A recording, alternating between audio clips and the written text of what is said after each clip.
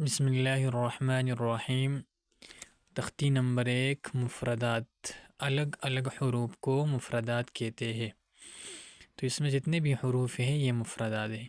سب سے پہلے ہم یہ سمجھیں گے کہ قاعدے کا معنی کیا ہے، ٹھیک ہے؟ تو نورانی قاعدہ ہے یہ۔ قاعدے کے دو معنی ہیں، ایک معنی ہے قاعدہ کہتے ہیں بنیاد کو، اور دوسرا معنی ہے اس کا کہ قانون۔ تو دو نام اس کے ہو گئے۔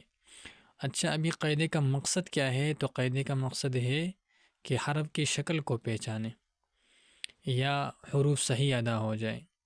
تو ہم شروع کرتے ہیں۔ بسم اللہ الرحمن الرحیم۔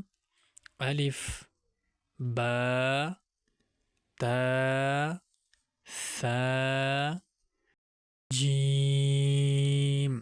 اچھا، جیم کا پڑھنے کا طریقہ یہ ہوگا کہ اس کو 5 الف کے برابر کھینچنا ہوگا۔ تو ہم اس طرح ہاتھ سے مٹھی بنا لیں گے، اور جب جیم شروع کریں گے تو سب سے پہلے جو چھوٹی انگلی ہے اس کو کھول دیں گے، پھر دوسری، پھر تیسری، پھر چوتھی، پھر پانچویں۔